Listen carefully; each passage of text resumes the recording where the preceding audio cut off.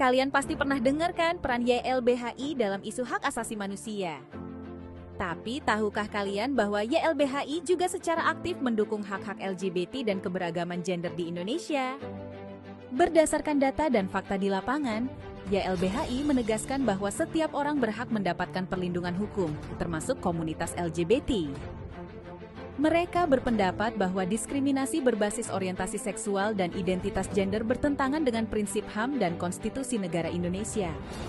Tercatat dalam beberapa tahun terakhir, YLBHI aktif mendampingi kasus-kasus yang melibatkan kelompok LGBT, mulai dari persekusi hingga kriminalisasi. Mereka juga mendorong regulasi yang lebih inklusif agar minoritas gender dan seksual memiliki perlindungan hukum yang lebih kuat. Bagi YLBHI, membela hak-hak komunitas LGBT adalah bagian dari komitmen mereka dalam menegakkan keadilan dan kesetaraan bagi semua warga negara. Wah, kontroversial banget nggak sih YLBHI ini? Jelas-jelas LGBT bertentangan dengan agama, norma, dan adat kebudayaan di Indonesia.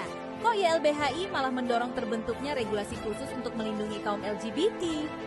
Kalau didukung seperti ini, bisa-bisa kampanye LGBT makin meluas dan berdampak terhadap pembentukan karakter dan moral generasi penerus bangsa.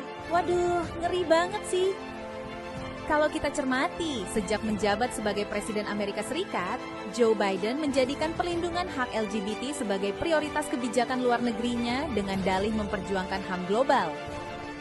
Di mana pada tahun 2021 ia menandatangani memorandum yang menginstruksikan pemerintah Amerika Serikat untuk mendukung hak LGBT di seluruh dunia, termasuk menyalurkan dana ke berbagai organisasi sosial yang memperjuangkan keberagaman gender dan orientasi seksual di seluruh dunia, termasuk di Indonesia. Ngeri banget gak sih?